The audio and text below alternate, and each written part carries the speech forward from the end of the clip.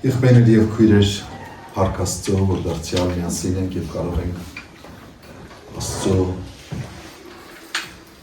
խոսքի խորհուրդները միասին բարձրաձայնել, խորել դրանց մասին, խոկալ մեր բաժին հոգևոր սնունդը առնել եւ աղոթել, որ մեր ստացած կերակուրը միս եւ արյուն դառնա, կյանք դառնա։ Դառնան գործնական քրիստոնյաներ։ Տարիներ առաջ, մոտ 20 տարի առաջ, ես իմ քարոզչության մեջ շատ շեշտադրում եմ դնում ավելի աստվածաբանական խնդիրների վերլուծության վրա, ավելի վիճաբանական թեմաները, նյութերը, որ կա քրիստոնեության մեջ, եկեղեցական տարբեր ուղղությունների, վարդապետությունների մեջ եւ այլն, դրանց վրա է ավելի շեշտադրումներ դնում, դրանք է ավելի քննում, այդ թեմաներն է ավելի քննում, այդ թեմաներն է ավելի վերծանում, ուսումնասիրում, քարոզում, բայց իմ ծառայության ավելի քան 30 տարիների փորձը ցույց տվեց, թե որն է մարդկային հոգու պետքը եւ կարիքը։ Պողոս առաքյալն ասում է, ուսուցիչներ շատ ունեք, վարդապետներ շատ ունեք, բայց հայրեր քիչ։ Վարդապետելը հետաքրքիր զբաղմունք է եւ դրա կարիք ունի եկեղեցին, իհարկե։ Սակայն Աստծո տուն եկող սովորական հասարակ քաղաքացին, քրիստոնյան ավելի շատ կարիք է զգում իր առօրյա կյանքի նետված մարտահրավերների դեմ պայքարելու զինատեսակների, այսինքն ինչպես կարողանա նա հաղթահարել այն, ինչպես իր ամենօրվա փորձություններից, երբ նա պարտքերի տակ, կներեք խոսքիս համար ճկռում է, ընտանեկան խնդիրներ ունի, հոգսերը խեղդում են, ամենօրյա իր պետքերը, կարիքները, հոգևոր անկումները, լքված լինելը, մերժված լինելը, անհաշտ լինելը, այս ամենը գրավում է նրա միտքը, նրա սիրտը, նրա օրվա կեցությունը եւ երբ ուսումնասիրում է ավելի խորապես քարոզչական ոճերը, շեշտադրումները, ինչի վրա է շեշտադրում անում Հիսուս Քրիստոսը, ինչի վրա է շեշտադրում անում շատ Պողոս առաքյալը, ինչի վրա է շեշտադրում անում Հովհաննես առաքյալը կամ Պետրոս առաքյալը, ես հասկացա, որ ըստ ժամանակի մարտահրավերների Պողոսը ուրիշ մարտահրավեր է ընտրում, դիմադրելու այն փորձություններին, գայթակղություններին, որին ենթարկվում էր եկեղեցին, ժամանակի փիլիսոփայական դպրոցների կողմից, ժամանակի կրոնական, հիմնականում հրեական հրեության, ուրեմն ուսմունքի կողմից, նոր եկեղեցին, նորադարձ կամ նորածին եկեղեցին, ինչ մարտահրավերներ ուներ, ես տեսնում եմ, որ Պողոսը դրանց դեմ էր կռիվ տալիս, իր ժամանակի մարտահրավերները նա շատ լավ հասկանում էր, տեսնում էր եւ դրա համար ավելի շատ վարդապետում է, ավելի շատ աստվածաբանորեն է մոտենում հարցերին եւ այլն։ Պետրոսը ուրիշ բաների վրա է շեշտը դնում, Հովհաննեսը ուրիշ բաների վրա է շեշտը դնում։ Հովհաննեսը կարծես իր կյանքի բավական հառաջացած տարիքում է գրում իր եւ ավետարանը եւ իր նամակները եւ տեսնում ենք, որ նա հասել է մի բարձրունքի, որ օրինակ իրանից առաջ ոչ մեկ այդ աստիճան չէր հասել, նա ճանաչում է Քրիստոսի մեջ գերիշխան Աստծուն եւ այս ամեն ինչից հետո գալիս է մի եզրակացության, որ ամենակարևորը սերն է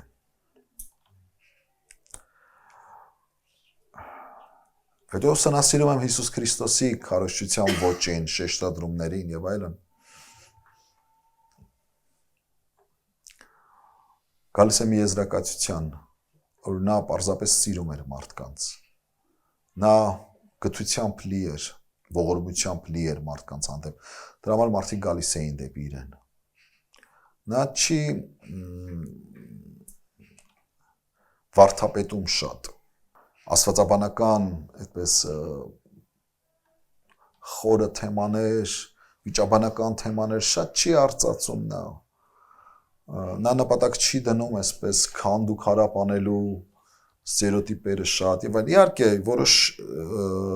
դրվագներ կան իր կյանքում, որ հիշատակվում է Սուրբ Գիրքը, բայց նա միշտ իր քարոզչության կենտրոնում պահում է Աստծուն, Հորը եւ մարդուն իր բոլոր պետքերով եւ կարիքներով։ Եվ տարիներ հետո հասկացա, որ սա է կարևորը։ Սա է կարևորը։ Ինչ է Աստված ուզում եւ որն է մարդու պետքը, կարիքը։ Երբ որ Հովհաննես Մկրտիչը փորձության մեջ էր բանտում գտնված ժամանակ, իր աշակերտներին ուղարկեց Հիսուսի մոտ, անկասկածելով նրա ով լինելուն, հա, ասեց գնացեք հարցրեք նրան, դու նայիր որ գալու էիր, թե ուրիշին սպասենք։ Տեսեք ինչ հարց է տալիս։ Այնտեղ Հիսուսն ասում է գնացեք պատասխանեք Հովհաննեսին, ինչ տեսակ, հա, ասում է կույրերը տեսնում են, կաղերը քայլում են, չէ, եւ ասում է աղքատներին ավետարան է քարոզվում։ Ուրեմն սրա վրա էր այդ կարևոր շեշտադրումը դնում։ Չի ասում, էլի ես ջախջախեցի փարիսեցիների սուտ ուսմունքները, վարդապետությունները, ես նրանց վարդապետեցի աստվածաբանական, այսպես ջախջախիչ նոր այսպես գաղափարներ տվեցի, հələ ուշադրություն դարձրեք իմ հռետորաբանությանը եւ այլն եւ այլն։ Սրա վրա չի դնում շեշտը, ասում է կույրերը տեսնում են, կաղերը քայլում են, չէ, եւ աղքատներին ասում է ավետարան է քարոզվում, բարի լուր է քարոզվում աղքատներին։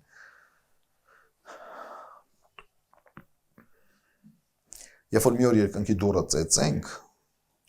այսպես սիմվոլիկ ասած, հա, հիմա չդնեք, ասեք Սուրբ Գրքում ցույց տուր, որտեղ է գրված, որ մենք երկնքի դուռը պետք է ծեծենք։ Երբ որ մի օր երկնքի դռան առջև կանգնենք, չգիտեմ, ծեծում ենք, չենք ծեծում, չեմ եղել։ Այնտեղ մեզանից քննություն չեն վերցնելու, թե ինչքան լավ հասկացանք Դանիել Մարգարեության 77-յակների մեկնությունը, կամ որքան լավ հասկացանք նախասահմանության խորհուրդը, կամ որքան լավ հասկացանք, չգիտեմ, եւ այլն, Սուրբ Հոգին հորից տրվեց, թե Սուրբ Հոգին որդուց տրվեց։ Իմիջիայլոց այս հարցի շուրջ եկեղեցին բաժանվեց։ Մինչև 1000 քանի թվականը եկեղեցին միասնական էր։ Այն առաջնորդվում էր պատրիարքների կողմից, պապերի, երկու պապեր կային, պատրիարքներ կային, arczepiskopos-ներ կային եւ միասնական էին։ Հետո մի հատ այս հարց առաջացավ, թե Սուրբ Հոգին ումից տրվեց։ Հորից է բխում, թե Հիսուսից է բխում։ Արևմտյան կողմը ասեց հորից է բխում, արևելյան կողմը ասեց որդուց է բխում եւ այսպես այս հարցի շուրջ եկեղեցին բաժանվեց։ Դե այն ժամանակ գոնե տենց հարցի շուրջ բաժանվեց, իսկ հիմա բաժանվում է ասենք սպոնսորների հարցի շուրջ, էլի ասենք սպոնսորները ում են ուզում փող տան, սրանց թե նրանց, այդ հարցի շուրջ մարդիկ տեսիլքներ են տնում, նոր եկեղեցիներ են սկսում։ Այսպեսի դարաշրջանում ենք հիմա մենք ապրում։ Դրա համար շատ վարդապետելու մեջ էլ մեղք կա։ Գիտեք ինչու՞մն է կայանում այդ մեղքը։ Այդ մեղքը կայանում է նրանում, որ քո սահմանափակ ուղեղով ուզում ես դու լիարժեք հասկանալ Աստծո անսահմանությունը։ Դա մի քիչ հպարտության, մի քիչ անձիդ վրա մեծ կարծիք ունենալու այսպես բան կա, էլի նշույլներ կան։ Եվ ինչքան հաճելի է, որ դու ելնում ես մարդկանց առաջ ունես բաներ ես ասում, մարդիկ ապշում, զարմանում, ասում են մեր դասախոս իր դասախոսի վերաբերյալ ասում էր մեծ գլուխ մարդ էր, այսպես էր ասում, մեծ գլուխ ուներ։ Գիտեք ինչ նկատի ուներ, ոչ թե ֆիզիկական գլխի չափերը, այլ նրա գիտելիքների պաշարը, էլի, մեծ գլուխ։ Իհարկե հաճելի է, որ մարդու գլուխը մեծ է, այդ իմաստով, հա, բան էսպես զարմանալի եւ այլն, լավ է, բայց մեծ գլխովը մարդկանց կյանքերի վրա ազդեցություն չես կարող թողնել։ Բայց սիրովդ, հոգատարությամբդ կարաս մարդկանց կյանքերի վրա ազդեցություն թողնել։ Ես ունեցել եմ շատ ուսուցիչներ, որոնք ինձ տպավորել են իրենց գիտելիքներով։ Բայց ես ունեցել եմ շատ բացառիկ եզակի անհատներ իմ կյանքում, որոնք ազդել են, իրենց հետքն են թողել իմ կյանքի վրա, իրենց խոնարհությամբ, իրենց հոգատարությամբ, իրենց ուշադրությամբ, իրենց սիրով։ Դուք չեք պատկերացնի պարզ մի զանգը, ուղղակի այդ քո սիրած, այդ հոգևոր մարդու պարզ մի զանգը, մի հեռախոսի զանգը կարա քո վրա ավելի մեծ ազդեցություն թողնի, քո հոգևոր կյանքի վրա ավելի մեծ ազդեցություն թողնի, նրա պարզ մի ուշադրությունը, որին դու չէիր սպասում։ Քան մեծ գլխից բխած բազմաթիվ անսպառ, այսպես զարմանահրաշ գիտելիքների փոխանցում։ Ես կրկնում եմ, ես դա չեմ մերժում, բայց մենք պետք է հասկանանք, թե որքանով ենք բալանսավորում մեր քարոզախոսությունը եւ որն է մարդկային իրական պետքն ու կարիքը։ Հիսուս ասեց երկրավոր բաների մասին եմ խոսում ձեզ հետ, դուք չեք հասկանում։ Երկնայինը որ խոսամ ոնց եք հասկանալու։ Նա շատ լավ հասկանում էր մարդկային ուղեղի ընկալման չափերը եւ մաքսիմում պարզեցված ձևով, որ նա խոսում էր աստվածային ճշմարտությունների մասին, ընդհանրապես բերելով օրինակներ գյուղատնտեսությունից, սերմնացանից, մյուսից, էսի բարդ էր հասկանալ պարզ հասարակ մարդկային ուղեղի համար, անգամ իր ժամանակի աստվածաբանները sense բաներ չէին կարողանում հասկանալ, ասում է պետք է վերստին ծնվես, որ երկնքի արքայությունը տեսնես, ասում է ոնց մորս որովայնը մտնեմ նորից ծնվեմ, այդքան մերկ է, զուրկ է, գիտեք ինչ, քեզ թվում է թե շատ բան գիտի, մեկ էլ մեզ պարզ հասարակ ճշմարտություններ, որ եկեղեցի եկող մի հատ հասարակ տատիկը կարա իմանա, ու այնքան խոր է իմանա դա, այնքան լավ իմանա դա, հա, պարզվում է, որ այս մեծ գլուխ մարդիկ կարող է չիմանան դրանք։ Բայց սա է կարևոր, ասում եմ, որովհետև երկնքի արքայություն չես մտնի։ Այսինքն այն բաները պետք է իմանաս, որոնք որ քեզ առաջնորդելու են դեպի երկինք եւ փառավորվելու է Աստված քո կյանքի մեջ։ Իմ աստվածաբանության դասերի բարձր գնահատականներով ես Աստված չեմ փառավորի։ Այն բանտարկված տղայի համար, այն սպանված մարդու ընտանիքի համար աղոթելով սրտանց արցունքով աղոթելով, որտեվ երկուտուն ողբերգություն մտավ։ Այդ իրանց համար աղոթելով, սրտանց աղոթելով Աստված կփառավորվի։ Որովհետև Հիսուս ասես դատաստանի օրը պիտի ասի իր աջակողմյաններին, ինչ պիտի ասի։ Ասում է որ քաղցած, մտեք հա իմ հորս օրհնվածներ, մտեք Աստծո արքայության մեջ, ասում է որովհետև քաղցած էի, հաց տվեցիք, ծառավ էի, ջուր տվեցիք, մերկ էի, հագցրեցիք, հիվանդ էի, այցի եկաք, բանտի մեջ էի, չէ, այցելեցիք։ Ես սրանք էլ ասում, Տեր, երբ քեզ տեսանք, քաղցած, հաց տվեցինք, ծառավ, ջուր տվեցինք, կամ այցի եկանք, երբ, նրանք անգամ չգիտեին, այսինքն այնքան պարզ մարդիկ էին սրանք, բան չէին անում, էլ ասես գիտակցաբար հատուկ երկնքում վարձ կդիզելու համար չէին գործողություններ իրականացնում երկրի վրա։ Այսինքն իրանք էությամբ դա չէին, բայց որ երկնքում էլ Այսինքն բիզնես մտածելակերպով հավատացյալներ չէին, էլի, սենց անենք, որ լավ լինի այնտեղ։ Իրանք ընդհանրապես դրա մասին չէին մտածում, իրանք չէին մտածում, որ Աստված իրանց այնտեղ կասի, վայ, իմ համար է կարել ապրեք, բան։ Իրանք դրա մասին չէին մտածում, իրանք մտածում էին, տեսնում էին ընդհանրապես պետքը, կարիքը, ու այդ մարդու հանդեպ գութ ունենալով, խիղճ ունենալով, որովհետև Սուրբ Հոգին մեջներն էր ապրում։ Մտածում էին ոնց հոգ տանեին այս մարդու համար։ Եվ իրանք բարձր չէին գոչում իրենց հավատացյալ լինելու մասին։ Այսօր ավելի շատ գոչում են իրենց հավատացյալ քրիստոնյա լինելու մասին, քան ապրում են այդ քրիստոնեական կյանքը։ Բոլորն այսօր ինչ-որ Facebook-ում քարոզում են, ինչ լավ հարթակ է, չէ՞ տունը փափուկ նստած քարոզում ես, էլ առաջվա պես կարիք չկա, գնաս տնետուն, գյուղեգյուղ, ցեխերի մեջով, չգիտեմ, ճանապարհներ կտրելով, նեղություններ հալածվելով եւ այլն։ Հենց մի հատ վատ բանը կոմենտա կար, մի անգամից բլոկ ես գցում, հաջողություն էլ ոչ ապտակ ես ուտում, ոչ ծեծ ես ուտում, ոչ գյուղից քեզ վտարում են, ոչ մտրակում են, ոչ էլ առավել եւս գլխատում կամ խաչում են։ Հեշտ լավ մեթոդ է լինելու հանրահայտ քրիստոնյա։ Ինչու այս ամենը ես ձեզ ասացի, ես անկեղծ ձեզ հետ բաժնեկցեցի այն մտքերը, որոնք որ իմ մեջ կային, ես որ երկար ժամանակ է այսպես։ Ասում եմ ինքս ինձ, հա, ինչ պետք է անես, վարդապետես, թե ավելի հայրաբար հորդորես հետևելու Հիսուսին, հետևելու նրա ճանապարհներին,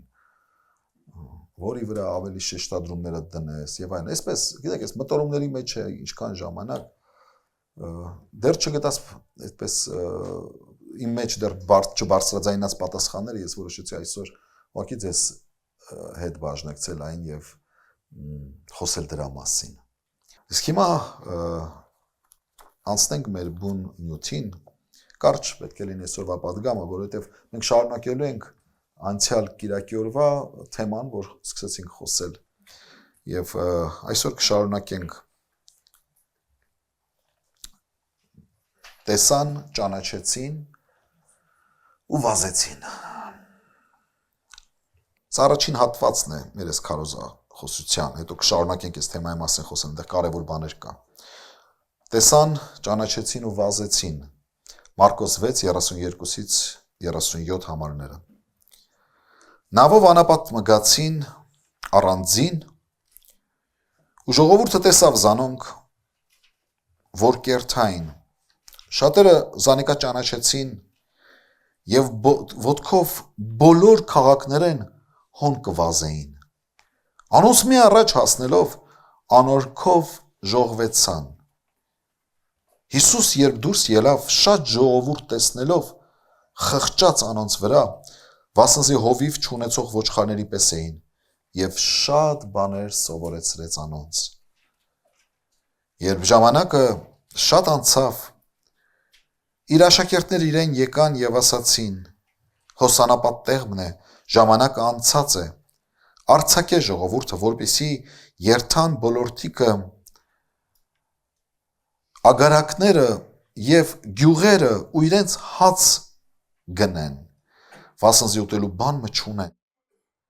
Բայց Անիկա պատասխան տվավ եւ ասավ անոնց. Դուք տվեք անոնց, որ ուտեն։ Եվ այլն։ Հիսուս տեսնում է, թե ինչպես մի մեծ ամբող երկար ճանապարհ կտրելով, երբ տեսան իրեն ու ճանաչեցին, վազելով ընթառաջ գնացին եւ անգամ անցան նրանից, հասնելով շուտ այն վայր, ուր ինքը պետք է գնար։ Հիսուս տեսնելով այս մարդկանց պետք, այս մարդկանց կարիքը, այս մարդկանց ծառավ, այս մարդկանց խանդավառությունը, այս մարդկանց անկեղծ փնտրտուքը խղճաց նրանց եւ տվեց ճիշտ ախտորոշումը իրավիճակի, ասաց հովիվ չունեցող ոչխարների պես են։ Սա ողբերգություն է, երբ ոչխարը հովիվ չունի։ Երեք ես մի տեսանյութ էի նայում, մի լավ եզդի տղա կա, անունը Բորիս, իմ ազգանունը չեմ հիշում, TikTok-ով կարճ տեսանյութեր է գցում, ինքը հովիվ տղա է, բայց այնքան կիրթ գրական է խոսում, այնքան հավեսով ես նայում, կան մարդիկ հայեր կան, որոնք որ հայերեն ինչ-որ նյութեր են գցում, չես կարողանում նայել, այսինքն 2-3 վայրկյանից հետո ուզում ես փոխես, որովհետև այնքան տգեղ լեզվով են խոսում, այնքան բավոր աղջիկներն են խոսում, հետո տանել են ռեկլամանում, ինչ որ տենց ինչ բաներով էս ձևերով մի հատ հանգստացի, մի հատ կոկա տվել է, ինչ ա, մի հատ գեղեցիկ խոսա, նայում ես առաջ ոնց էին խոսում մեր մեծերը ոնց էին խոսում, նրանց լեզուն, նրանց ինտոնացիան, նրանց հա ձայնի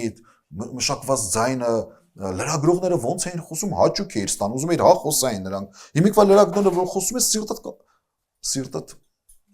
սիրտդ չասեմ չմեղան չեմ։ Սարսափելի է ուղղակի։ Այս տղան հովիվ տղա այնքան կիրթ գրական հայերենով է խոսում։ Մաքուր գեղեցիկ։ Ու միշտ տեսանյութեր է նկարում իր գյուղական այդ կյանքից, հա այդ հովվական կյանքից։ Եվ երեք մի տեսանյութ էր գցել թե ինչպես հոտ նկարում է հոտը եւ հերվում նկարում է թե ինչպես գայլը շրջում է ուրեմն երկու գայլ մեկը եկավ թաքնվեց թփերի արանքում մյուսը երևաց շների աչքին ուրեմն երբ շները նկատեցին այս գայլին վազեցին նրա ուղությամբ եւ այդ գայլը կամած քայլերով փախնում է կամած շները սրանից ավելի են ոգևորվում որ նրա վազքը այդքան արագ չէ նրանք ավելի արագ են վազում որ հիմա կբռնենք հետո նա կամած արագացնում է քայլերը շները հեռացան ընկան են գայլի հետևից իսկ ես թաքնված գայլը երբ տեսավ շները գնացին իր ընկերոջ հետևից իրար հետ են գործում թփերի տակից դուրս եկավ ու մոտեցավ հոտին եւ հիմա մեր այս տղան այս մեր եղբայրը Բորիսը ասում է նա հավանաբար ինչ չի նկատել որ ես այստեղ եմ դրա համար իրանք երկուսով ստրատեգիան մշակեցին երկու գայլ ամենախելացի կենթանին է ու այն մեկը շներին տարավ խաղով խափելով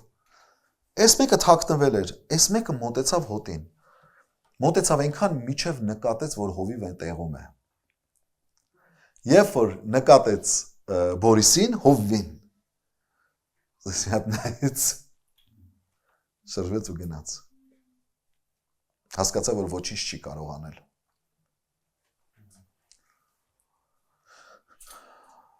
ես անմիջապես սինթեզեցի այդ պատմությունը այս գրվածքի հետ ու այնքան պատկերավոր էր այս խոսքը երբ որ Հիսուսն ասում է հովիվ չունեցող ոչխարների պես են հույսը չի կարելի դնել միայն շների վրա շները կարան շատ շուտ խաբվեն շատ շուտ գայլը փորձառություն ունի 6000 տարվա ժողովուրդը հովվի կարիք ունի հովիվն է որ գիտակցում է հասկանում է սատանայի ուրեմն հնարքները խաբելու ձևերը եւ պետք է պատրաստ լինի ճիշտ հսկողություն իրականացնելու իր հոտի համար սա հոգևոր առաջնորդի մասին որի մասին մենք խոսելու ենք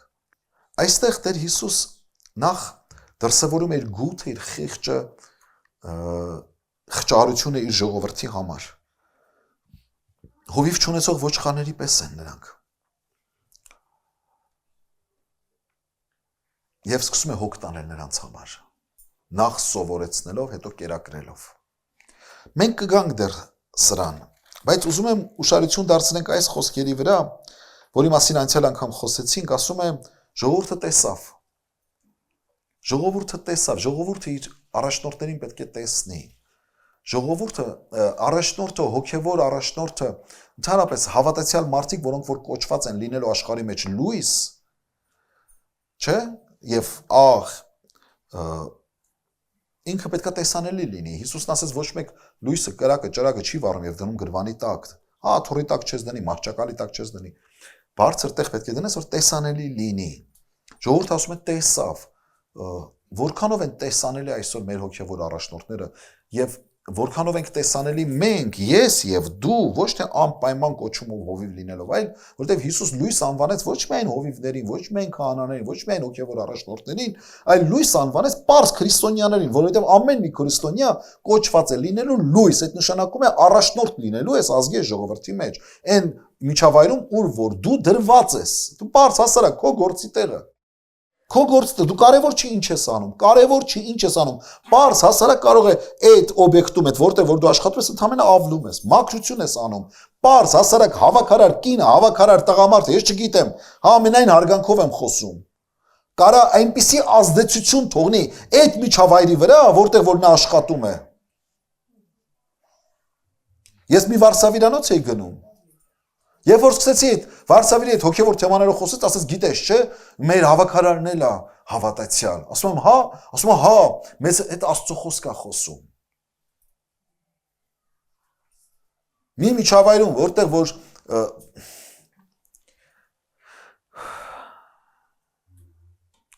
դրսից ինչ աղբասես բերում լցնում են այդտեղ։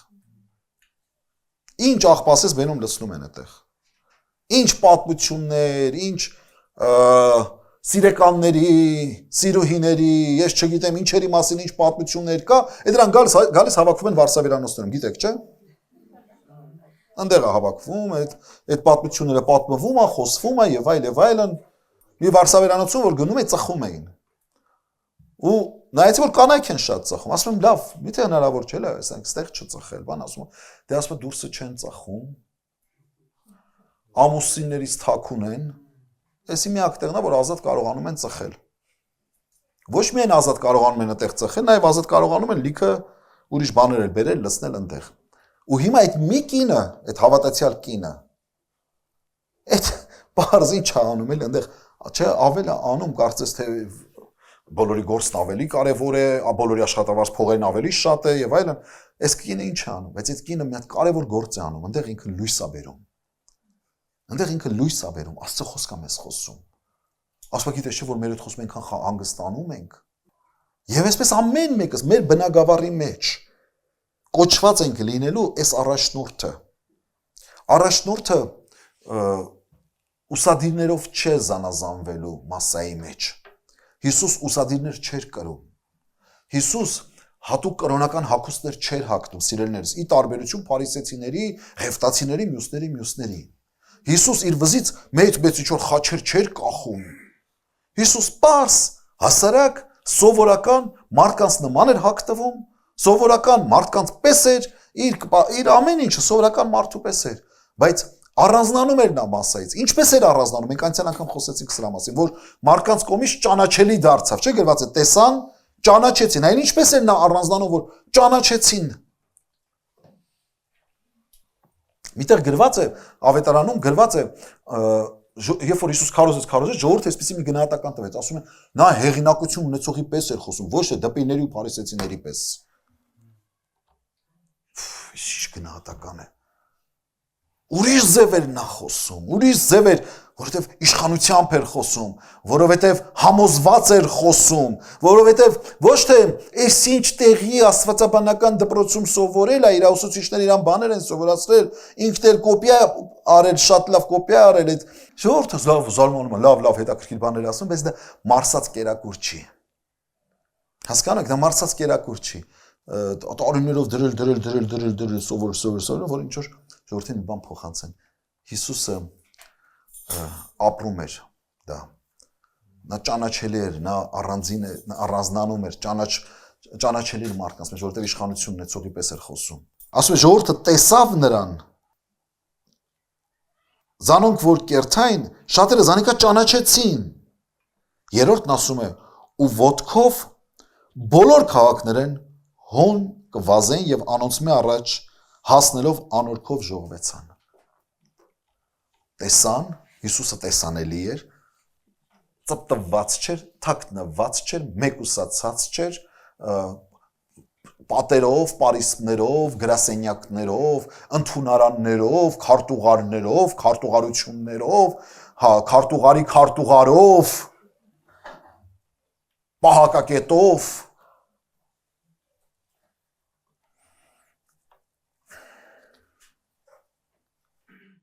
մի հոգուն մկրտելու համար դիմել ենք, ես արդեն քանի շաբաթ սպասում ենք պատասխանի, գրավոր պիտի դիմես, և այլն, շատ չբացեմ փակագծերը, մի քանի ինստանցիա պետք է անցնի այդ դիմումը, այստեղ Հիսուսը տեսանելի էր, ժողովրդի մեջ էր, պարզ, ճանաչելի էր, առանձնանում էր, և երրորդն ասում է ժողովուրդը ոտքով տարբեր քաղաքներից վազելով գնում են և ասում են նրանից առաջ հասան այն վայրը, որտեղ որ նա պիտի գար, պետք է լիներ։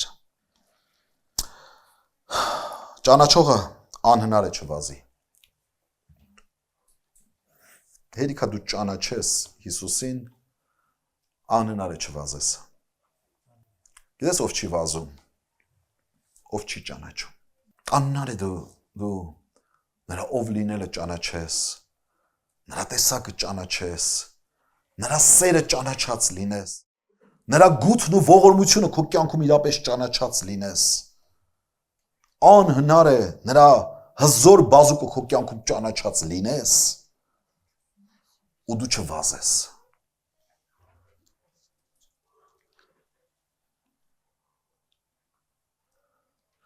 Դու Հիսուսը ճանաչողին կարիք չունես հրելու, որ գնա Հիսուսի մոտ։ Կարիք չկա դու նրան անընդհատ հիշեցնես Աստծո խոսքի մասին, Աստծո խոսք է քարոզվում, պաշտամունք, փառաբանություն, եկեղեցի, ծառայություն, Տիրոջը ներկայության վայր։ Կարիք չկա դու այս ամեն ինչ իրան հիշեցնես, կարիք չկա դու իրան SMS-ներ գրես, WhatsApp-ում խմբում հիշեցումներ տաս, Facebook-ում խմբում հիշեցումներ տաս, զանգ ես անընդհատ գնաս, կարիք չկա։ Լավ, հասկացանք, մեկ անգամ, երկու անգամ հասկացանք, բայց դու այսպես չես կարող մարդուն բերես Հիսուսին, չի լինում, չի ստացվում։ Անգլիական առածն ասում է ձիուն կարող ես տանել գետի մոտ, բայց դու չես կարող նրան ստիպել խմելու։ Կարաս դու նրան ուղղորդես դեպի գետը, բայց ձիուն չես կարող ստիպես, որ ինքը խմի այդ ջուրը։ Ճանաչողն է վազում։ Իսկ ճանաչողի համար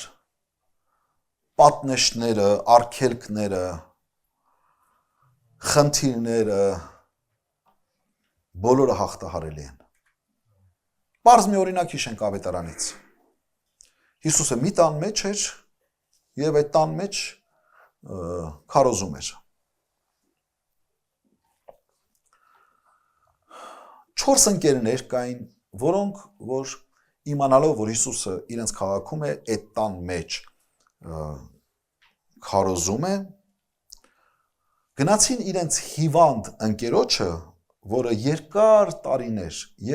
տարիներ անդամալույծ էր և պատգարակի վրա, մաճի վրա պառկած էր անշարժ։ Այս 4 ընկերները որոշեցին գնան իրենց ընկերոջը բերեն Հիսուսի մոտ, պատմությունը գիտեք, շատ չերկարացնեմ, գալով այդ տան մոտ, երբ տեսան, որ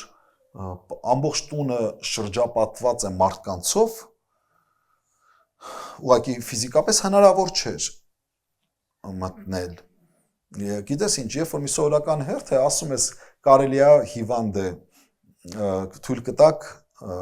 մտնի, կամ ասենք չեմ մանում, երեխայով ես լինում, լիքը մարդիկ են կանգնած լինում, ասում ես կարելի է երեխայի հետ է մտնել, բայց երբ որ դու ես սաղ երեխաներով են, չես կարող ասի, Չես կարող ասել երեխայիս հետ կարող եմ մտնել եւ բա մերը ինչա կարող է դες տեխնիկա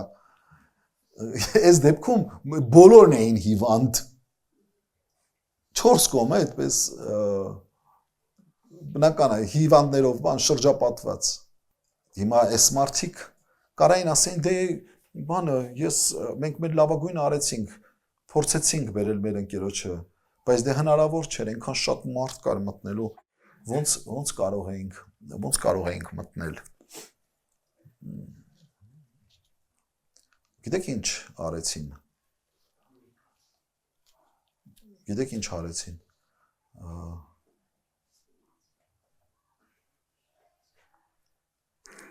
Ես երիտասարդ էի Մինչև գամ կասեմ ինչ արեցին իրանք ես ասեմ ես ինչ եմ արել Երիտասարդ եմ ավելի պատանի տարիքի էի Ես չեմ հիշում, դա 80-ականների վերջներ, թե 90-ականների սկիզբներ, բայց իմ շատ սիրած մի խումբ, երաժշտական խումբ, ռոք խումբ, շատ էս, մանկուց սիրում է այդ խումբը, թող հիմա գովաշ չեն չի չգնան երիտասարդները սկսեն էդի փնտրային լսեն եւ այն ինչ որ է, Deep Purple խումբը, եկել էր Հայաստան, շուտ, եկել էր Հայաստան, ուրեմն ես տոմս չունեմ, փողը տենց եւ այլն պետք է հարցը լուծվեր եւ այլն տենց իմացա որ պատահական իմացա որ եկել է ես էլ համալիրի մոտ եմ բայց շատ եմ ուզում գնամ լսեմ ուրեմն երբ որ գնացի տեսա այնքան ժողովուրդ է հավաքված այդ դռների մոտ այնքան ժողովուրդ էլ ասելու չի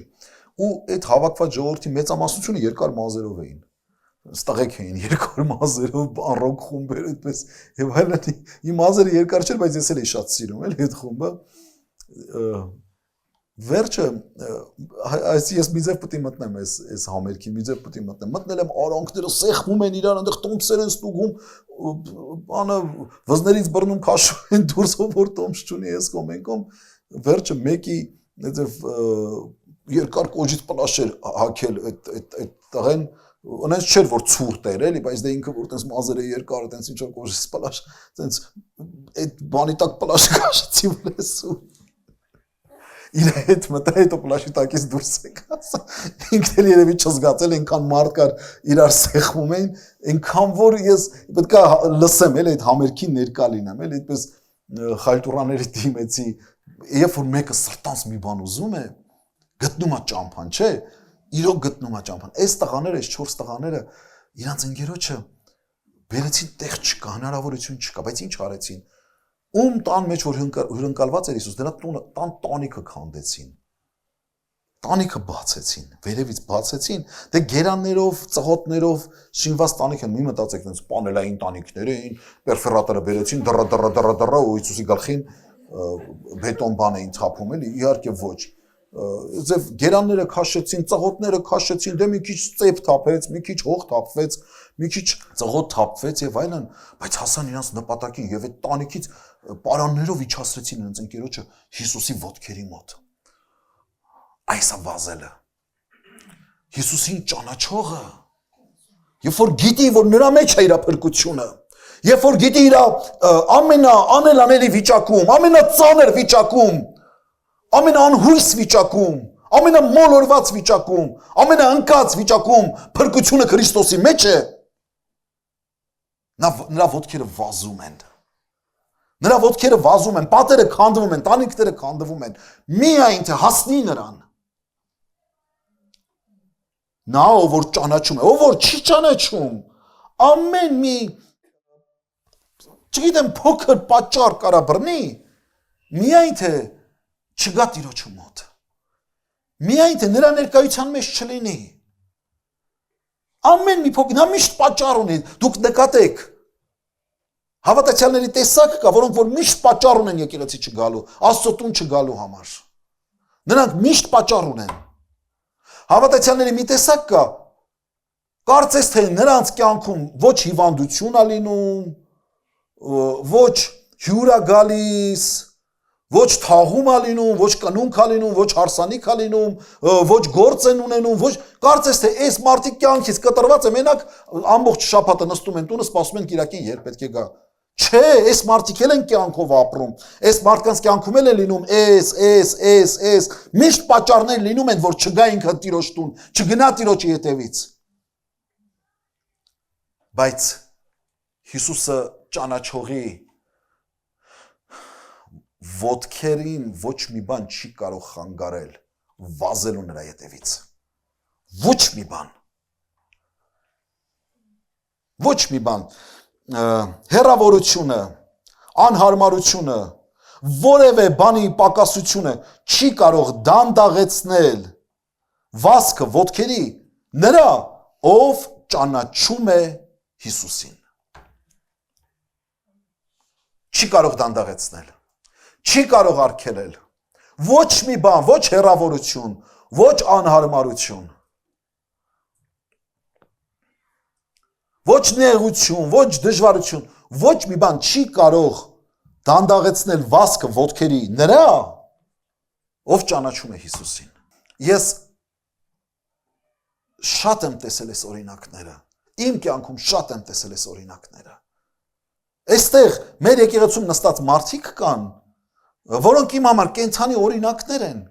Մենք միշտ սովոր ենք անցյալից օրինակներ բերել, բայց այստեղ էլ կան մարդիկ, որոնք ես գիտեմ ինչքան հոգսաշատ են, ես գիտեմ որքան խնդիրներ ունեն, ընտանեկան ինչքան հարցեր ունեն, երեխաների հոգս, ընտանիքի հոգս, դժվարություններ, հիվանդություններ, հիպոթեկներ, տարածություն, հեռավորություն, այստեղ մարդիկ կան, որ գրեթե ամեն կիրակի եկեղեցում են ու գալիս են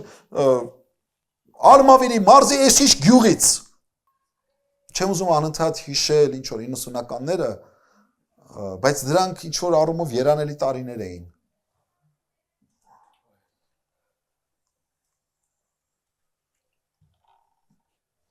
Ոչ տունը նորմալ ուտելիք կար,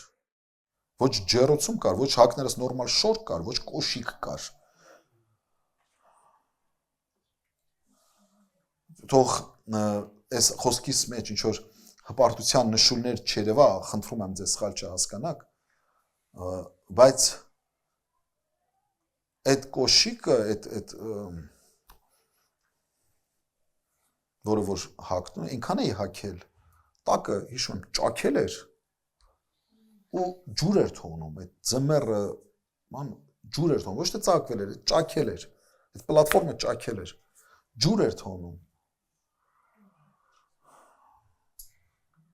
Ոչ նորմալ կոշիկ էին ծախում, ոչ էլ նորմալ փող կար, որ առնեինք այդ կոշիկը։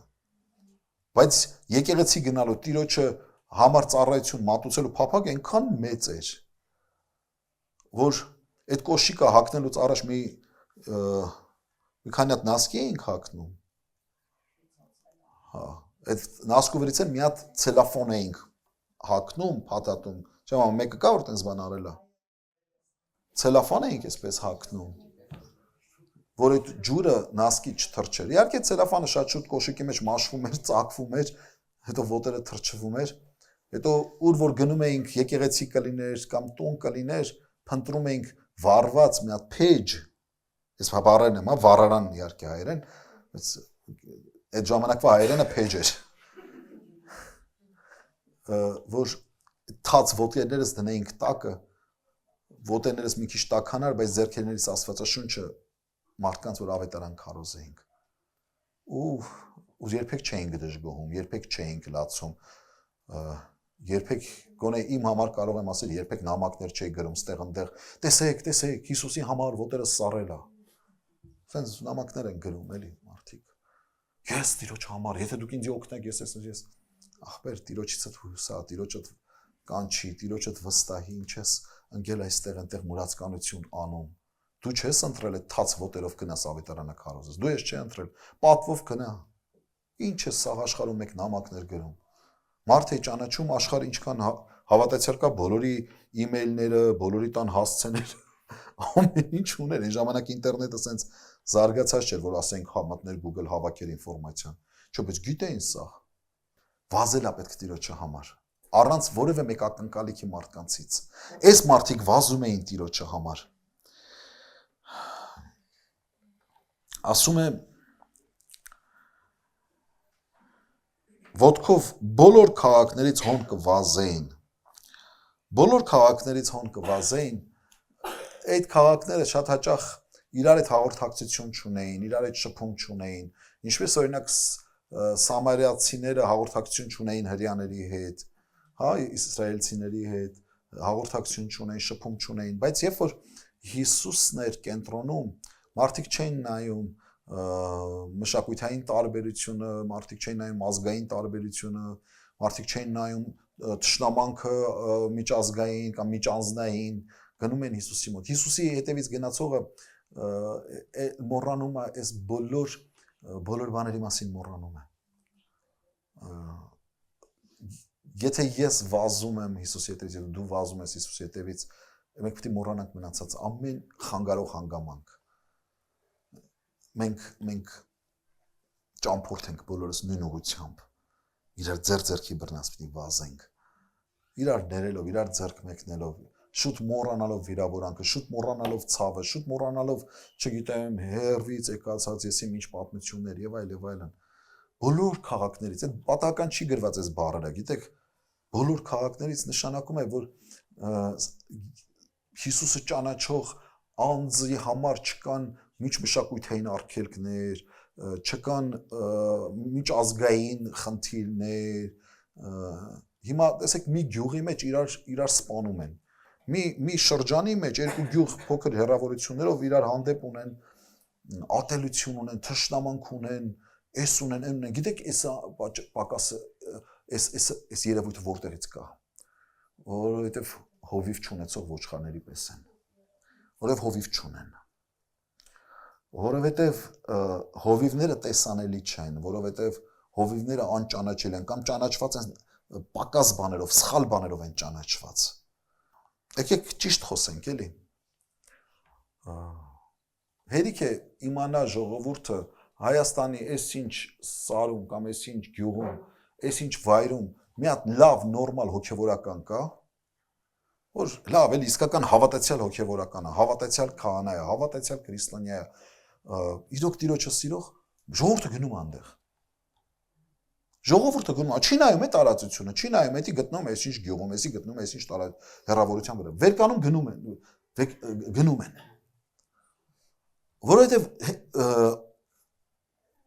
Որտեղ որ մաքուր կերակուր կա, որտեղ որ կա սիրո առաջնորդություն, դու չես կարող համայնք պայել լոկ միայն մի քանի ծիսակարգեր անելով, չես կարող, եթե դու հայտնի ես ժողովրդին ճանաչվում ես, ժողովրդին ճանաչվում ես թաղումից թաղում, մեռելատնից մեռելատուն ու կանունքից կանունք, մեկ էլ հարսանեկան սեղաններիդ առաջին 3 կենացը ասելուց, եթե դու այդտեղ ես մենակ ճանաչվում, այդ համայնքը իրար ուտելու է։ Այդտեղ իրար խփելու են, այդտեղ իրար չեն ներելու, այդտեղ հիմա նայեք պետությանն են մեղադրում, թե ինչի էս գյուղում կամ այս տարածաշրջանում էս թշնամանք եղավ, իրար սպանեցին, հա։ Վենդետա եղավ կամ ինչ եղավ չեմ մանում։ Քննությունը կպարզի, բայց ոչ մեկ չի ուզում մեղադրի այնտեղի հոգևոր առաջնորդներին։ Այնտեղի հոգևոր առաջնորդներին, ես չգիտեմ ովքեր են այնտեղ հովիվներ, ու ոչ էլ հատուկ մատնանշում եմ այս-ինչ համայնքի կամ այն ինչ համայնքի, բայց ես գիտեմ, որ ամեն մեկ իր անկյունում նստած, իմանալով հանդերձ գյուղում ինչ է կատարվում, շրջանում ինչ է կատարվում, ամեն մեկ իր անկյունում նստած, իր փափուկ տեղը նստած, ասում է մեր գործ, իրանք աշխարհիկներ են, մենք հոգևորներով այստեղ սրբելով հավաքված ենք։ Գործ կար անելու։ Թշնաման կա, սպանություն կա,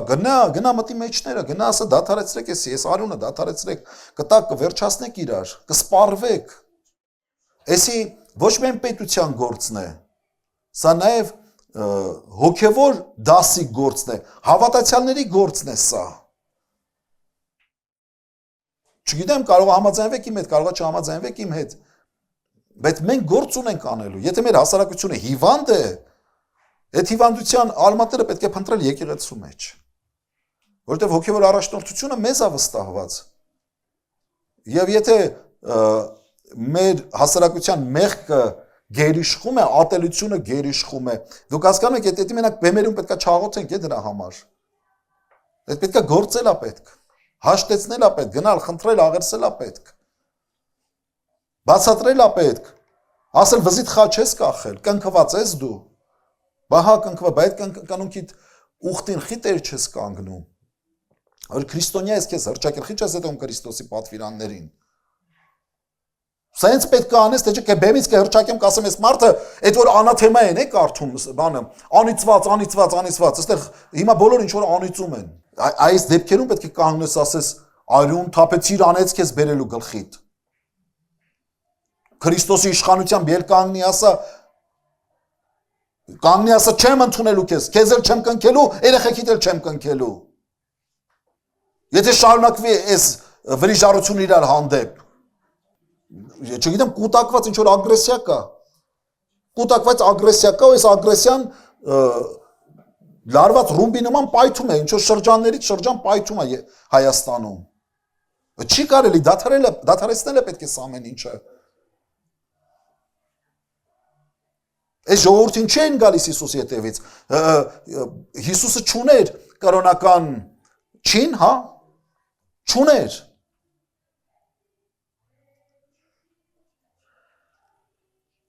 Չուներ այդ ամեն ինչ, այդ բան չուներ, ուսադիրներ չուներ նա, կրոնական։ Բայց տեսնում էին, որ այս մարդու մեջ լույս կա,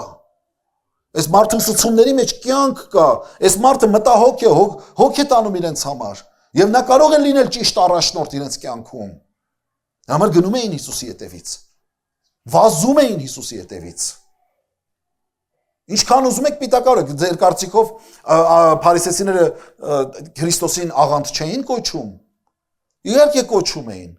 իհարկե պիտակավորում էին, իհարկե զրկում էին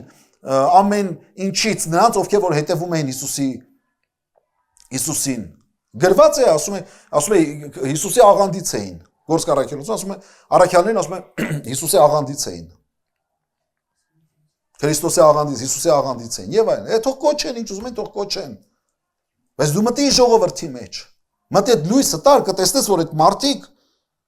ոչ թե չինավորների հետևից են գնալու, պագոնավորների հետևից են գնալու, այլ գնալու են հոգատար, սիրող, հոգ տանող, ավետարան ուսուցանող, կյանքով օրինակ եղողների հետևից են գնալու, վազելու են, չեն գնալու։ Սաղմոս 2-ն ասում է 122-րդ Սաղմոսի առաջին երկու համարներում ասում ուրախացա երբ ինձ ասացին Տիրոջ տունը գնանք։ Ասում մեր ոտքերը քո դռների մեջ կանգնեցին ով Երուսաղեմ։ Ուրախացա երբ ինձ ասացին Տիրոջ տունը գնանք։ Հիսուսը ճանաչողը ուրախությամբ վազում է նրա հետևից։ Ուրախությամբ վազում է նրա հետևից։ Եվ այստեղ ասում է նրանից առաջ եկան, այս բառն է օգտագործում, նրանից առաջ եկան, պատկերացնում եք, մի հատ հարց տամ ձեզ, երբևէ Հիսուսից առաջ եկեղեցի եկածած կաք, մեզ թվում է, թե եկեղեցին են վայնը, որտեղ որ Հիսուսն է, որտեղ որ Աստվածն է, ու մենք գնում ենք այնտեղ, չէ, Հիսուսը գնում է այնտեղ, որտեղ որ կա իրեն փնտրող, իրեն կանչող, իրեն սպասող սրտեր, ու կապ չունի այդ տեղը որտեղ է, կապ չունի։ Հիսուսը կռատաներում չի բնակվում, Հիսուսը ինչ-որ հատուկ տաճարների մեջ չի բնակվում, որ ժողովուրդը գնա այդտեղ։ Հիսուս ինքն է գնում այնտեղ, որտեղ որ իրեն փնտրող, իրեն սպասող, իրեն կանչող սրտեր կան։ Այդպես չի ասում Մատթեոս 18:20-ը։ Այդպես է ասում, ասում է ուր որ 2 կամ 3 հոգիներ իմ անունով հավաքված լինեն, ես այնտեղ եմ նրանց մեջտեղում, նրանց մեջ։ Ուր որ 2 կամ 3 հոգիներ հիմա եկեղեցու հեղինակությունը այսպես չափվում է այնտեղ հաճախող ժողովրդի քանակով, այսպես տենդենց կա, էլի, որտեղ որ շատ մարդ է գալիս, որտեղ որ քիչ մարդ է, դրանք թույլ տկար բան, որտեղ որ շատ մարդ է գալիս, Հիսուս այդպես չի մտածում, թանկագիններս, Հիսուս այդպես չի մտածում, դա Հիսուսի մտածելակերպը չի, դա մարդկային լոկ էգոյի եսից, հպարտությունից ծնունդ առած ինչ-որ դրսևորումներ են եւ այլն։ Հիսուսն ասում է, որ 2 կամ 3 հոգիներ իմ անունով հավաքված լինեն, ես այնտեղ ներկա եմ նրանց մեջտեղում։ Այստեղ էլ ասում է, չէ՞, անոնց մե առաջ հասնելով անոր քով ժողովեցան, նրանցից առաջ հասան եւ նրա մոտ հավաքվեցին։ Փնտրող սիրտը դեպի իրեն է քաշում Քրիստոսի ներկայությունը։ Չէ՞ որ Հիսուսն ինքն ասաց Մատթեոս 7:7-ում ասում է փնտրեցեք եւ պիտի գտնեք, չէ՞։ Խնդրեցեք եւ պիտի տրվի ձեզ, դուռը թակեք եւ պիտի բացվի ձեզ։ Ուրեմն մենք քայլ ունենք անելու։ Մենք քայլ ունենք անելու եւ այդ քայլը միշտ վարձատրվում է նրա ներկայությամբ, միշտ վարձատրվում է նրա օրհնությամբ, միշտ վարձատրվում է նրա ողորմություններով, միշտ վարձատրում է նրա գթությամբ, նրա բժշկությամբ, նրա այցելությամբ։ Հուկաս 19 առաջին համարից մինչև 4 ասում է. Օրը Հիսուս Երիքովի մեջ են կանցներ։ Ահա մարդ մը Զաքեոս անունով, որ մաքսապետ ու հարուստ էր, կուզեր տեսնել, թե ով է Հիսուսը։ Բազմությունից չէր կրնար, վասնզի հասակով կարճ էր։ Ուստի առաջ վազեց, ումից առաջ։ Հիսուսից առաջ։ Ուստի առաջ վազեց ու ժանտաթզենի վրա ելավ, որպեսզի զանիկա տեսնե, քանի որ անկե պիտի անցներ։ Պիտի անցներ։ Բայց ուզում էր մենակ գոնե տեսներ։ Իսկ 5-ը ասում է. երբ Հիսուսը այնտեղ եկավ, վեր նայելով զանիկա տեսավ եւ ասավ անոր. Զաքեոս, շուտ արա, այդտեղից վար իջիր, որսզի այսօր քո տանդ մեջ պիտի կենամ։ Հիսուսը պլաններ ուներ Զաքեոսի տան հետ կապված, որից տեղյակ չէր Զաքեոսը։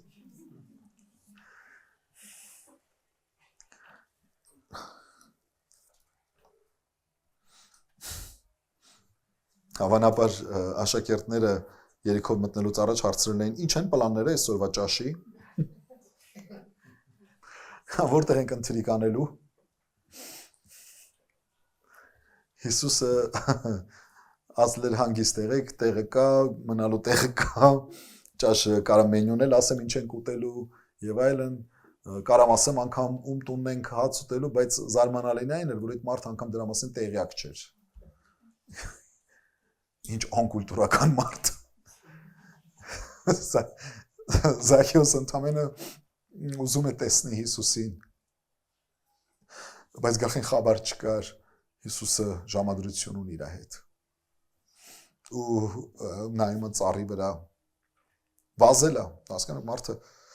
վազելով գնաց ծառն է բարձրանում, հասակը թույլ չի տալիս, ոչ միայն հասակը թույլ չէր տալիս, պաշտոնն էլ թույլ չէր տալիս։ Մարդը մաքսավոր հարուստ մարդ է, որ մի հարուստին եք տեսել ծառ ելած։ Այս բան տեսել եք։ Կամ երեխեն է ծառելում, կամ աղքատ գյուղացին։ Ելնի երկու հատ շլոր քաղի, տանց քաղի, խնձոր քաղի, որ մի քիչ փող, այդ որ մի հարուստն է ելնում ծառ։ Այս մարդը ելել էր։ Այդ որ մի հարուստն է վազում փողոցում։ Այս մարդը վազում էր, ինչու, որովհետև այդ փափագը Հիսուսին տեսնելու, Հիսուսին ճանաչել այնքան մեծ էր, որ այս բոլոր ստերեոտիպերը, այս բոլոր կարծրատիպերը բոլորը ոչնչացան, զրո դարձան։ Ու հենց այս մարդկանց հետ է հանդիպում Հիսուսը։ Հենց այս մարդիկ են արժանանում Հիսուսի ներկայությանը։ Չի անցնի Զաքեոս։ Ասում է գրված է անցնում էր։ Ինքն էլ ուզում էր տեսնել որտեղ տեղով պետք է անցնի։ Չէ, չի անցնելու Զաքեոս։ Ավելին քո տանն է ընտրելու։ Քո ձեռդ բռնած առաջնորդելու է, քեզ ներում է շնորհելու, խաղաղություն է շնորհելու, հաշտություն է շնորհելու, քեզ կյանք է շնորհելու Զաքեոս, քեզ առաջնորդելու է դեպի հավիտենականություն։ Ձեռքը չի թողնելու, երբ որ մավան շուքի ձորով էլ անցնես։ Ձեռքը չի թողնելու, երբ որ անգամ գերեզմանի փոսը դրվի անշնչացած մարմինդ, էլի չի թողնելու ձեռքդ։ Այսպեսի մեկն է Հիսուսը, այսպեսի առաջնորդ է Հիսուսը։ Այսպեսի մեկին արժե սիրել, այսպիսի մեկին արժի հավատալ, այսպիսի մեկի հետևից արժի գնալ, այսպիսի մեկին արժի կյանքը տալ, այսպիսի մեկի համար ոչ միայն արժի վազել, այսպիսի մեկի համար արժի մեռնել, այսպիսի մեկի համար արժի ապրել, այսպիսի մեկի համար արժի ծառայել, այսպիսի մեկի համար արժի գործել, աչ ու ձախ մինայի, լսի, մինայի, ձախ, աչ մինայի, մինայի ով եկավ, ով չեկավ, Պետրոսի նման մի ասա, բայց Հովանեսի հետ ինչ ա լինելու, բանի մետ որ սենց ա լինելու, մինայի, աչ ու ձախ, դու Հիսուսի հետևորդ ես, Հիսուսին նայի, մարդիկ կգան, մարդիկ կգնան, մարդիկ կանգուն կնան, մարդիկ կընկնեն, մարդիկ կսիրեն, մարդիկ չեն սիրի, մարդիկ ձեռք կմեկնեն, մարդիկ ձեռք չեն մեկնի, էական չի մենք Հիսուսի հետևորդներն ենք, եթե չես ուզում վազքդ, ընթացքդ խաթարվի դանդաղի և վերջանա դու Հիսուսին նայի, եթե երբեմն էլ սայթակես, երբեմն էլ ընկնես, ոտքերի տակ փուշ լինի, տատասկ լինի, քար լինի, գրված է արդարը, եթե 7 անգամ էլ ընկնի, դարձյալ պիտի կանգնի, որովհետև նրա նման Տեր ունենք, նրա նման Աստված ունենք, նրա նման Հովանե ունենք, օրհնյալ լինի նրա սուրբ ու պատվականորը, մեր հավատքի առաջնորդին փառք, պատիվ, այժմ և միշտ և հավիտյան դարերում, ամեն։ Ոտքի կանենք աղոթենք, շնորհակալ ենք քեզ քաղցր մեր Տեր, մեր բարի Աստված, շնորհակալ ենք մեր Փրկիչ Տեր Հիսուս Քրիստոս, շնորհակալ ենք, որ դու տեսանելի ես մեզ համար, որ դու այսօր նույնքան իրական ես, նույնքան ճշմարիտ ես, նույնքան պարզ ու բացահայտ ես, որքան հազարամյակներ առաջ տեսանելի էր Երուսաղեմի, Երիքովի և այլ քաղաքների, և այլ գյուղերի, և այլ բնակավայրերի մարդկանց ու ժողովուրդների համար։ Ոչ մի բան պակաս չէ։ Մեր սրտերը նույնպես քեզ տեսնում են, մեր սրտերը նույնպես քեզ ճանաչում են ու մեր ոտքերը նույնպես վազում են։ Ու եթե դանդաղում ենք, եթե սայթակում ենք, եթե կասկածում ենք, երբ մտում ենք ողորմած Աստված, դու գիտես մեր տկար, մարմնավոր, երկրավոր, հողեղեն մարմինը ինչպիսինն է։ Ների՛ր մեզ Հայր ջան, ների՛ր ու մեր տկարության ժամանակով ողորմությունը թող չդադարի, այլ ձեռք մեկնիր ու բարձրացնում ես ու օգնիր, որ շարունակենք մեր ընթացքը Տեր, վայելելու քո քաղցր ներկայությունը, ուր որ կա հաշտություն, ուր որ կա սիրո գերիշխանությունդ, ուր որ կա ներողամտություն, ուր որ կա բժշկություն, ուր որ կա ողորմություն, ահա քո ժողովուրդը Տեր, ահա քո անունը կանչողները, ամեն մեկի սրտի վիճակը դու գիտես, ամեն մեկի պետքը, կարիքը, նեղությունը դու գիտես, ողորմած Տեր, մեզ անից հասանելիքը ուշ տուր, կարողություն տուր, որ մենք անենք, այն ինչը որ մեր ուժերի մեջ չի, մեր սահմանափակ կարողություններով գալիս են քո առաջ ու խնդրում ենք, որ դու օրհնես, բազմացնես, որ հոգացվի ամեն մեկի պետքն ու կարիքը քո ճոխության չափով,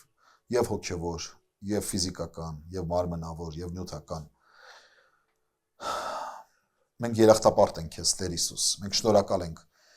քեզանից, որ քո նման է մեր Տերը, քո նման է մեր Աստվածը, ուրիշ մեկը չենք ուզում, ուրիշ մեկը չկա էլ, ամեն փառքը, պատիվը ու երկրպագությունը միայն արժան է ու վայել է տալ քեզ երկինքներում բնակվող մեր բարի ու գթառատ Աստված, մեր Հայր հավիտենական, քո որդի Տեր Հիսուս Քրիստոսի անունով երկրպագում ենք քեզ ու խոնարհվում ենք քո մեծության առաջ, Սուրբ Հոգով քեզ Աբբա Հայր ենք կոչում Տեր, և սպասում ենք, երբ պիտի վերադառնա քո որդին, մեր Փրկիչ Տեր Հիսուս Քրիստոսը, որ նրա հետ միասին լինենք հավիտյան քո փառքերի մեջ։ Եվ եթե մեկը դեռ հաշտ չէ, եթե մեկը դեռ քեզ չի ճանաչում, դեռ չի ապաշխարել, աղարսում եմ, որ դու խոսես նրա սրտին հոգուն ապաշխարության քայլ կատարի, դառնա դեպի քեզ ու հաշտվի քեզ հետ։ Խաղաղություն շնորհիրով Տեր, մեր ժողովրդին էլ այցելիր երկնավոր Սուրբ Հայր ջան, աղաչում եմ Տեր Աստված այն արյունահեղությունները, որ տեղի են ունենում այս վերջին շրջանում մեր ժողովրդի մեջ, անձնական, միջանձնական հողի վրա, այս էգոն, այս հպարտությունը, այս բարքերը Տեր, այդ կիսա, կրիմինալ, այդ բարքերը, որոնցով վարակված են մեր զավակները, վարակված են մեր հայրերը, աղաչում եմ արմատախիլ արա ով Տեր Աստված, այդ իրար ատելու, իրար վրա կայանալու, իրար վրա իրենց եսը հպարտությունը բավարարելու Տեր Աստված, աղաչում եմ Տեր այս շղթան, որ սատանան կապել է շատ եւ շատ հայ երիտասարդների, աղաչում եմ կործանիր, քանդիր Տեր Աստված, արթնացրու մեր հայրերին, մեր մայրերին, որ իրենց զավակներին չդաստիարակեն այդ ուղղությամբ, Տեր, կործանիր Տեր այդ փողոցային բարքերով, Տեր Աստված, շնորհիր ողորմած Տեր, որպեսզի քո դաստիարակությունը, քո խոսքի դաստիարակությունը գերիշխի, դրա համար աղաչում եմ հունցքիդ համար մշակներ անիր, աղաչում եմ Տեր Աստված, այդ Այն պաշտոնը կրողները, որոնք որ ի պաշտոնը կոչված են հոգևոր դաստիարակ լինելու մեր ազգի ու ժողովրդի համար, նրանք ովքեր որ չեն անում, մաքրիր եւ արժանի զավակներդ հանիր, արժանի գործավորներ հանիր փառքիդ համար, որովհետեւ Տեր այս ազգը չկործանվի։ Հիսուս, քո ողորմությանն ենք սպասում, լսիր ու ողորմիր Տեր։ Խաղաղություն բեր Տեր Աստված մեր սրտերին, մեր հոգիներին, մեր ազգին, մեր ժողովրդին։ Այսօր մասնավոր կերպով աղոթում եմ Տեր Արցախյան պատերազմում զոհված մեր թանկագին եղբայրների, մեր ընկերների, մեր զավակների, ընտանիքների մխիթարության համար, նրանց մայրերին, նրանց հայրերին, նրանց քույրերին, եղբայրներին, նրանց կանանց ու նրանց զավակներին աղերսում եմ այսօր այցելիր, այսօր ողորմած եղիր նրանց հանդեպ և այսօր մխիթարություն բեր Տեր, հույսովը տոգորիր նրանց վիրավոր սիրտը, Դու խաղաղություն տիրի մեր սահմաններին ու մեր սրտերում, Հիսուսի անունով Հայր։ Եվ հիմա մեր Տեր Հիսուս Քրիստոսի շնորհքը եւ Հայր Աստծո սերը եւ Սուրբ Հոգու հաղորդակցությունը ձեզ հետ լինի, գնացեք Տիրոջ խաղաղությամբ։ Ամեն։